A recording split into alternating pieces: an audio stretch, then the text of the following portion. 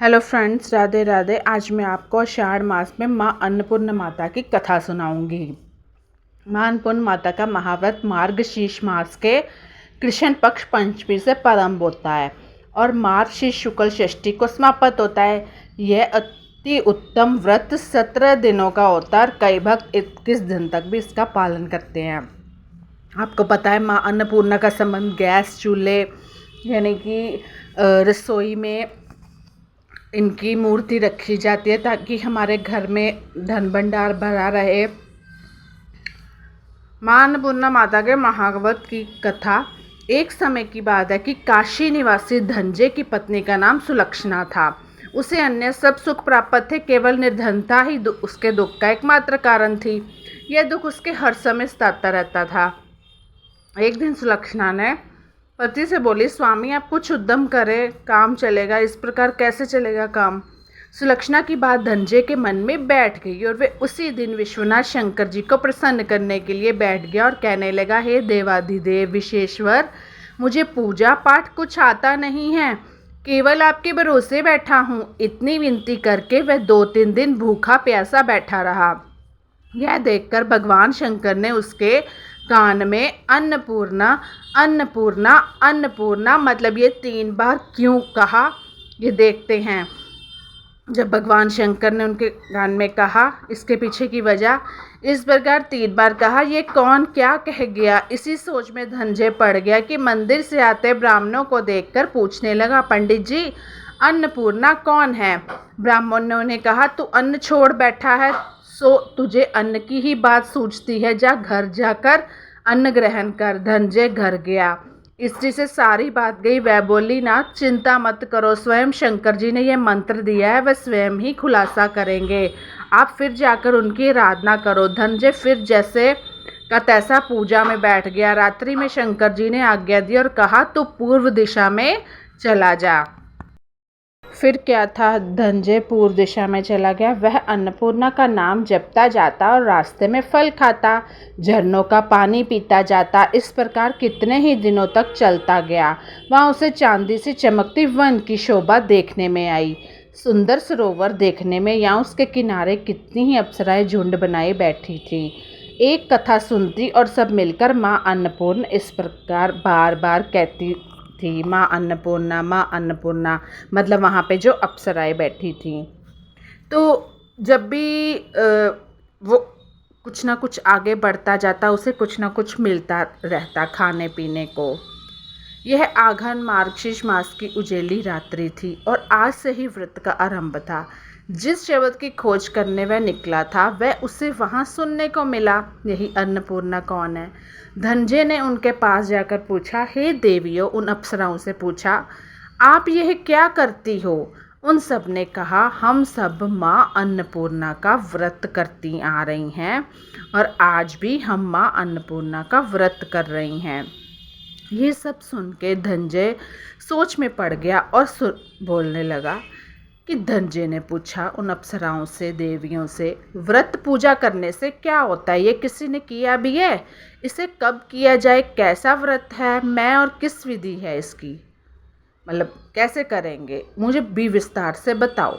वे कहने लगी, अप्सराएं देवियाँ, कि इस व्रत को सब कोई कर सकता है। 21 दिन तक के लिए 21 घाट का सूत लेना चाहिए और 21 दिन यदि ना बने तो 1 दिन उपवास करे, यह भी ना बने तो केवल कथा सुनकर प्रसाद ले ले, निराहार रहकर कथा कहें।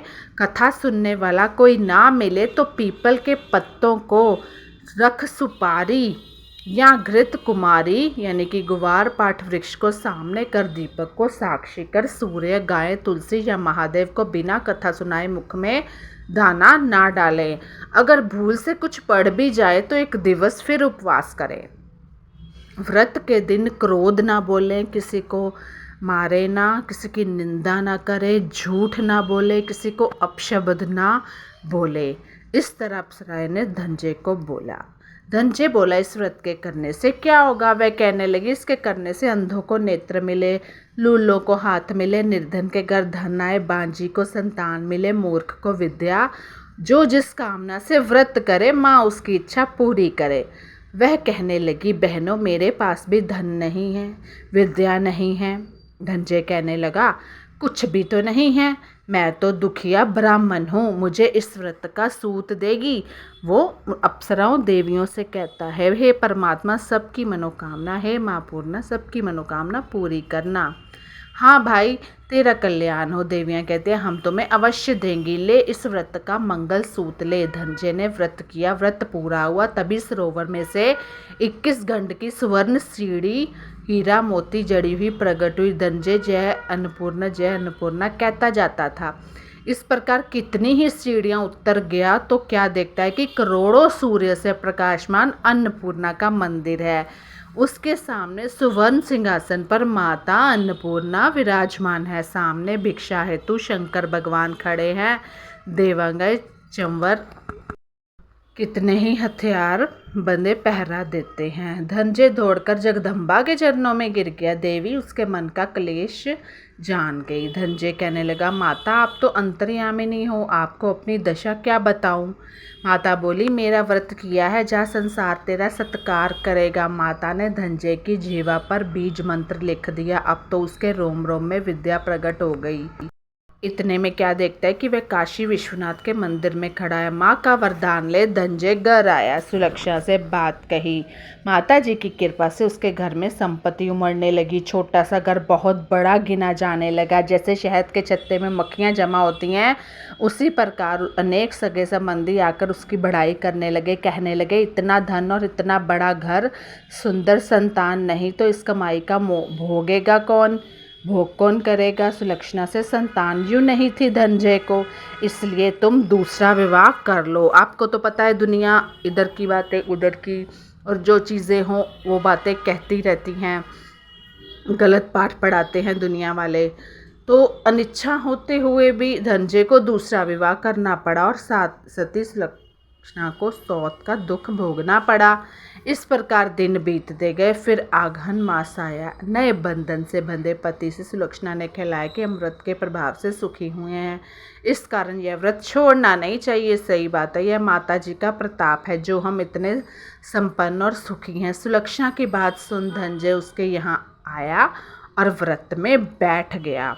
जब वो व्रत में बैठा तो नई बहू को इस व्रत की खबर नहीं थी। वह धनंजय के आने की राह देख रही थी। दिन बीतते गए। व्रत पूर्ण होने में 3 दिवस बाकी थे कि नई बहू को खबर पड़ी। उसके मन में ईर्ष्या की ज्वाला दहकने लगी थी। सुलक्षणा के घर आ पहुंची और उसने वहां भगदड़ मचा दी। मतलब जब व्रत चल ही रहा था तो कभी कभी हम कुछ चीज़ों के बारे में नहीं जानते हैं, तो गलती हो गई उससे, नई बहू से। वह धनंजय को अपने साथ ले गई और नए घर में धनंजय को थोड़ी देर के लिए निंद्रा ने आ दबाया। इसी समय नई बहू ने उसका व्रत का सूत तोड़कर आग में फेंक दिया। अब तो माता जी का कोप जाग गया और घर में अकस्मात आग लग गई। सब कुछ जलकर खाक हो गया। सुलक्षणा जान गई और पति को फिर अपने घर ले आई। नई बहू रूठकर पिता के घर जा बैठी, क्योंकि जाने अनजाने में या जानबूझकर पता नहीं है तो कुछ चीज़ों को पूछ लेते हैं ना। पति को परमेश्वर मानने वाली सुलक्षणा बोली, नाथ घबराना नहीं, माता जी की कृपा अलौकिक है। पुत्र का पुत्र हो जाता है, माता को माता नहीं होती। अब आप श्रद्धा और भक्ति से आराधना शुरू करो, वह जरूर हमारा कल्याण करेगी। धनंजय फिर माता के पीछे पड़ गया। फिर वही सरोवर सीढ़ी प्रकट हुई, उसमें माँ अन्नपूर्ण कहकर वह उतर गया। वहाँ जा माता जी के चरणों में रोने लग पड़ा कि हे माता, अगर मेरे से कोई भूल चूक हुई है तो मुझे माफ़ कर दीजिए, मेरा कल्याण कीजिए। माता प्रसन्न बोली, ये मेरी स्वर्ण की मूर्ति ले, उसकी पूजा करना, तू फिर सुखी हो जाएगा। जा, तुझे मेरा आशीर्वाद है। तेरी स्त्री सुलक्षणा ने श्रद्धा से मेरा व्रत किया, उसे मैंने पुत्र दिया है। धनंजय ने आंखें खोली तो खुद को काशी विश्वनाथ के मंदिर में खड़ा पाया। वहाँ से फिर उसी प्रकार घर को आया। इधर सुलक्षणा के दिन चढ़े और महीने पूरे होते ही पुत्र का जन्म हुआ। गांव में आश्चर्य की लहर दौड़ गई कि इसके बच्चा कैसे हो गया सुलक्षणा के। हे भगवान, हमें भी बेटा देना। आप भी यही प्रार्थना करो, बेटा बेटी सबको दे। इस प्रकार उसी गांव के निसंतान सेठ के पुत्र होने पर उसने माता अन्नपूर्णा का मंदिर बनवा दिया। उसमें माता जी धूमधाम से पधारी, यज्ञ किया, धनंजय को मंदिर के चारे का पद दे दिया, जीविका के लिए मंदिर की दक्षिणा और रहने के लिए बड़ा सुंदर सा भवन दिया। धनंजय स्त्री पुत्र सहित वहां रहने लगा और माता जी के चढ़ावे में भरपूर आमदनी होने लगी। उधर नई बहू के पिता के घर में डाका पड़ा, सब लुट गया। वह भीख मांगकर पेट भरने लगे। सुलक्षणा ने सुना तो उन्हें बुला भेजा, अलग घर में रख लिया और उनके अन्न वस्त्र का प्रबंध कर दिया। तो ये थी माता अन्नपूर्णा की कथा। धनंजय, सुलक्षणा और उसका पुत्र माता जी की कृपा से आनंद से रहने लगे। तो माता जी ने जैसे इनके भंडार भरे वैसे सबके भरना। तो अगर आपको भी ये कथा या व्रत करना है तो आप ज़रूर कीजिएगा। Bye bye, take care. जय मां अन्नपूर्णा।